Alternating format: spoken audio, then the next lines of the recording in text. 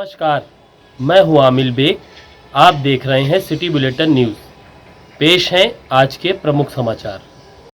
Gang rape की शिकार नाबालिग लड़की के परिजनों से मिलने के लिए भारतीय जनता पार्टी का एक प्रतिनिधिमंडल रविवार को अयोध्या पहुंचा।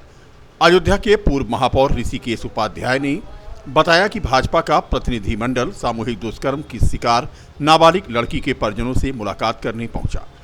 प्रतिनिधिमंडल में उत्तर प्रदेश के मंत्री नरेंद्र कश्यप, पार्टी के वरिष्ठ नेता बाबूराम निषाद और स्थानीय भाजपा नेता शामिल थे।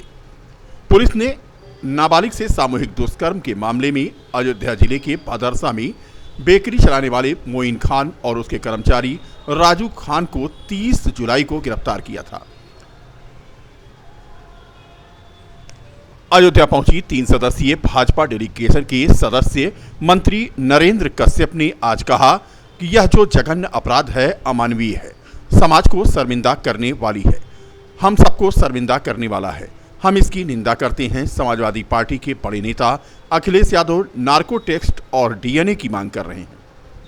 इसका मतलब साफ है कि समाजवादी लोग पीड़िता और उसके परिवार के साथ नहीं हैं, अपराधियों के साथ हैं। समाजवादियों ने आखिर अपने रूप को दिखा ही दिया। देश प्रदेश की जनता देख रही है। पीड़ित परिवार को हमने भरोसा दिलाया है कि एक भी अपराधी बचेगा नहीं। योगी की सरकार अपराधियों को मिट्टी में मिलाकर दम लेगी और समाजवादियों को जवाब देना पड़ेगा। मान के निर्देश के अनुसार आज हम लोग इस घटना की जानकारी ले रहे हैं। पीड़िता बच्ची की माता से बात हुई है, घटना की विस्तृत जानकारी ली गई है, उनके दर्द को समझा गया है। अभी बच्ची से बात करना बाकी है, अधिकारियों से क्या कार्रवाई हुई है उसकी जानकारी लेना बाकी है। लेकिन इतना स्पष्ट हो गया है कि मोहित खान और जो दूसरे अपराधी है ये राशिद, ये अपराधी आदतन है। ये अपराधी समाज की गरीब बच्चियों को के साथ हैरेसमेंट का काम करते हैं। योगी की सरकार, मोदी की सरकार ने इस घटना को गंभीरता से लिया है और प्रतिनिधिमंडल पूरी घटना की जानकारी लेकर इसकी रिपोर्ट पार्टी हाईकमान को करेगा। हम प्रदेश की जनता को और बच्ची के परिवारजनों को आश्वस्त करना चाहते हैं कि मोदी और योगी की सरकार में ऐसे दुर्दांत अपराधियों को मिट्टी में मिलाने में हमारी सरकार कोई कमी नहीं छोड़ेगी। प्रदेश की जनता को सुरक्षा देना हमारा दायित्व है। अगर समाज की बच्चियों पर कुछ अपराधी ये सोचें कि वो समाजवादी पार्टी के नेता हैं, उन्हें खुला मौका ये अपराध करने का मिलेगा, तो ऐसा वो गलतफहमी दिमाग में ना पाले। अरे समाजवादी पार्टी का नेता घोषित है और अभी तक समाजवादी पार्टी की ओर से उस अपराधी के खिलाफ कोई कार्रवाई नहीं हुई। डीएनए की मांग कर दी गई, जांच की मांग कर दी गई, अपराधियों के बचाव की रणनीति चल रही है। अरे समाजवादियों शर्म करो। ये 12 साल की निषाद बच्ची अबोध है, कितनी उम्र है उसकी, उसके साथ दुराचार हुआ है, वो परमानेंट है। हमारी सरकार ने, मुख्यमंत्री जी ने, प्रधान सबने गंभीरता से लिया है और निश्चित करेंगे पूरी जांच करके कि और क्या क्या कार्रवाई इन अपराधियों के खिलाफ की जानी है। कोई भी कार्रवाई ऐसी नहीं होगी जिनके खिलाफ ना करें। दुर्दांत अपराधियों को सजा दिलाकर ही दम लेंगे। मंत्री जी, कहीं जो ट्वीट किया अखिलेश यादव ने, ये कहीं बल तो नहीं दे रहा है सफाइयों को? और निश्चित समाजवादी पार्टी के लोग अपराधियों को कहीं ना कहीं इनको बढ़ावा दे रहे हैं। और लेकिन हमारी सरकार, देखिए, एक तो नाबालिग बच्ची के साथ कुकृत करना, ऊपर से उसको धमकाना, डराना, ये बहुत ही अमानवीय कृत्य है। और योगी बाबा के राज में ऐसा जो भी करेगा वो बचेगा नहीं। और हम तो ये कहते हैं कि कुछ सीटें लोकसभा में ये जीत गए तो इसका मतलब ये नहीं है कि आपको खुलेआम अपराध करने की छूट मिल गई है। योगी बाबा का राज आज भी उत्तर प्रदेश में है और जो भी ऐसा कुकृत अपराध करेगा उसको योगी बाबा छोड़ेंगे नहीं। लगातार तो पीड़ित को जो है लगातार धमकी दी जा रही है। अभी जैसा पीड़ित ने बताया, इस पर क्या कार्रवाई होनी चाहिए? देखिए, माता जी से हमारी बात हुई है हम तीनों सदस्यों की, और जो भी धमकी दे रहा है उस पे तुरंत शासन प्रशासन कार्रवाई भी कर रहा है। कल संज्ञान में आया कि कुछ लोग धमकी दे रहे थे, और जैसे ही धमकी का संज्ञान में आया उनके ऊपर कार्रवाई भी हुआ। और हमें लगता है कि आज जो अयोध्या में घटना हुई है वो जिस पार्टी का है, समाजवादी पार्टी का नगर अध्यक्ष, ऐसे में अगर समाजवादी पार्टी वालों के अंदर जरा भी मानवता है तो उन्हें तुरंत का तुरंत अपनी तरफ से भी उस व्यक्ति पे कार्रवाई करते हुए उसके साथ अपने संबंधों को खत्म कर लेना चाहिए। शासन प्रशासन तो कार्रवाई बिल्कुल कर रही है। ट्वीट करके कहीं न कहीं अब बल दे रहे हैं ऐसे अपराधियों को, क्योंकि उन्होंने ट्वीट किया कि डीएनए की जांच के बिना ही ऐसे कार्रवाई की गई, तो इस पे कहीं न कहीं उनको बल मिला। समाजवादी पार्टी का चेहरा सबके सामने है। जब राष्ट्रीय अध्यक्ष जो प्रथम थे समाजवादी पार्टी के, जब वही कहा करते थे कि लड़के हैं, लड़कों से गलती हो जाती है, तो दूसरा राष्ट्रीय अध्यक्ष भी उन्हीं के पद चिन्हों पर चल रहा है। भदरसा नाबालिग रेप कांड में पीड़ित बालिका की मां ने आज कहा कि सरकार की कार्रवाई से वह संतुष्ट है। उसने कहा कि आरोपियों को फांसी की सजा होनी चाहिए। उसने ये भी आरोप लगाया कि कुछ लोग उसे अभी भी धमकी दे रहे हैं, जान से मारने की उसे धमकी मिल रही है और उसने पुलिस को सूचना दे रखी है। बातचीत है, कार्रवाई आगे चलता है। आपने क्या क्या समस्या है उनको बताई? सब ठीक है। अरे जिस तरह से बताई थी, आपको धमकी अभी भी दी जा रही है? हाँ, धमकी। हाँ। क्या कहा जा रहा है आपसे? चीन इतना ही धमकी दे रहा है कि अब मार डालेंगे। फोन पे आ रहा है कि सामने आके कह रहा है? ना ना, हाँ। फोन पे नहीं कर। कैसी धमकी आ रही है, कौन दे रहा है? क्या कह रहे हैं वो लोग कि आपको क्षति पहुंचाएंगे, आपकी बच्ची को क्षति, आपके लड़के को? क्या कह रहे हैं वो लोग? वो लोग कह रहे हैं कि सबको मार डालेंगे, धमकी दे रहे हैं मुसलमान लोग। यही के स्थानीय है या कहीं बाहर के? यही के रहने वाले? यही के रहने वाले, वो कहाँ बाहर के नहीं, भदरसा के। अच्छा, आपके बच्चों को लेकर भी कुछ कह रहे हैं वो लोग? हाँ, कहीं गदारन देखेंगे तो उनको मार डालब। आपके जो आज मिलने आए थे आप लोगों से, क्या बताया आपने उनसे, और उन्होंने आपको क्या बताया कि कैसे आपकी सहायता करेंगे? कुछ कह के गए हैं वो मदद करेंगे या हाँ, सुरक्षा मिलेगी? हाँ, सुरक्षा मिलेगी, मदद करेंगे। पूर्व सांसद साध्वी निरंजन ज्योति आज अयोध्या पहुंची और जिला अस्पताल में भर्ती पीड़िता से उन्होंने मुलाकात की।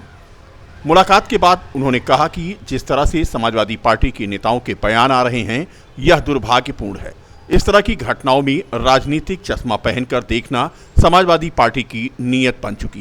उन्होंने इस घटना की कड़ी निंदा करते हुए दोषियों को सख्त सजा देने की मांग की। उन्होंने ये भी कहा कि अगर ये घटना कहीं और हुई होती तो शायद समाजवादी पार्टी डीएनए टेस्ट कराने की मांग न करती, लेकिन चूंकि उनके सांसद के साथ उनकी पार्टी का नेता गले में हाथ डालकर घूम रहा है, तो लिहाजा समाजवादी पार्टी बैक पर है और अब पूरे मामले को दूसरा रंग देने की कोशिश कर रही है। इस तरह की हरकतों पर राजनीति से ऊपर उठ के इस तरह सभी को एक साथ मिलकर ऐसे हरकत करने वालों के ऊपर कार्रवाई हो, और मैं आश्वस्त हूँ अपने मुख्यमंत्री जी के ऊपर जिन्होंने तत्काल कार्रवाई की है, और उस परिवार का भी धन्यवाद देती हूँ कि ऐसे कुकृत्य करने वालों के खिलाफ आवाज़ उठाई।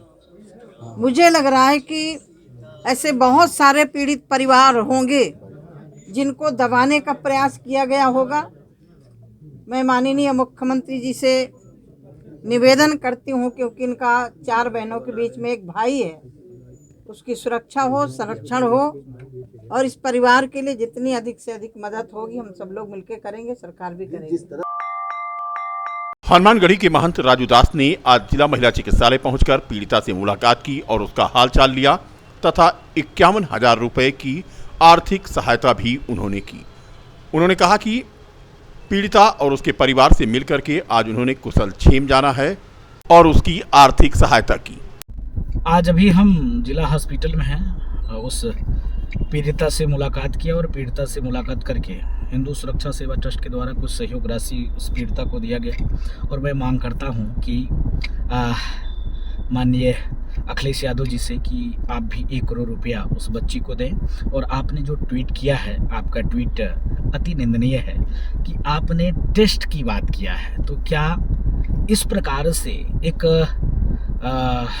निषाद परिवार की बच्ची के साथ सामूहिक रूप से बलात्कार वीडियो बनाना और आप उसमें भी हिंदू और मुस्लिम के चश्मे से देख रहे हैं, कितना दुर्भाग्यपूर्ण है। मैं मांग करता हूं यहाँ के सांसद जी से कि आप नैतिकता के तौर पे इस्तीफा दें, क्योंकि आपसे जब पत्रकारों ने पूछा तो आपने कहा मुझको जानकारी नहीं है, जबकि उसके साथ में तमाम वीडियो है, फुटेज है और इस भदरसा नगर के वो अध्यक्ष है और उसके द्वारा इस प्रकार के महा अपराध किया जाना और आप उस अपराध में सपोर्ट कर रहे हैं, तो मतलब आप भी उतने गुनाहगार हैं। आप पीडीए की बात करते हैं और अब पीडीए कहाँ चला गया, राहुल गांधी जी कहाँ चले गए, प्रियंका गांधी जी कहाँ चली गई, आज वो क्यों नहीं आ रही है इस पीड़िता से मिलकर और इसको न्याय दिलाने।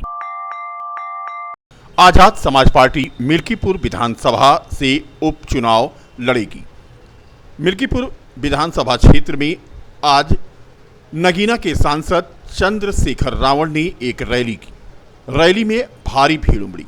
नगीना से सांसद चंद्रशेखर आजाद आज अयोध्या पहुंचे और पार्टी कार्यकर्ताओं से मुलाकात भी किया। उपचुनाव में पार्टी प्रत्याशी उतारने को लेकर कार्यकर्ताओं के साथ उन्होंने मंथन किया।